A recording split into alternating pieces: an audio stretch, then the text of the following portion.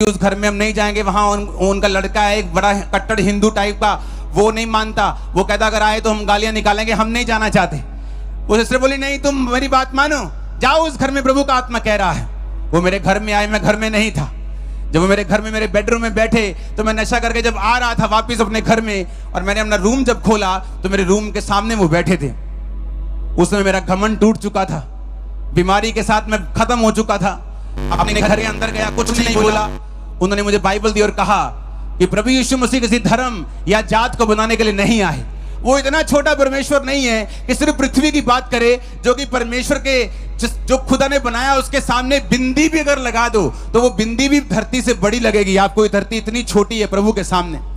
उसने कहा बाइबल पकड़, जिस दिन तेरे को ईसाई धर्म नाम का बाइबल में शब्द मिलेगा उस दिन तू बाइबल पढ़नी बंद कर देना।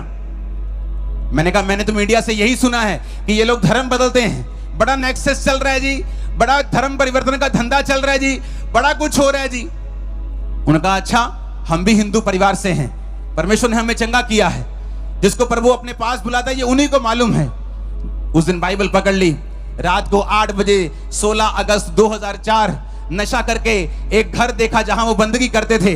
वापिस आया, मेरे पे ले हैंड प्रार्थना हुई।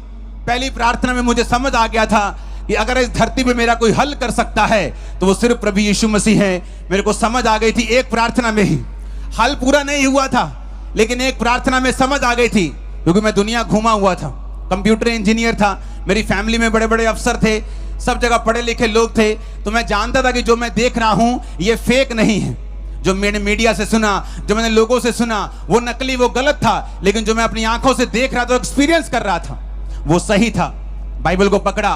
उस टाइम पे ब्रॉडबैंड इंटरनेट होते थे, आज की तरह इंटरनेट आम नहीं था, किसी किसी घर में होता था। कंप्यूटर आम नहीं था, किसी किसी घर में डेस्कटॉप कंप्यूटर होते थे। तो मैंने अपने कंप्यूटर पे इंटरनेट ऑन किया, यीशु मसीह के बारे में सर्च करनी शुरू की।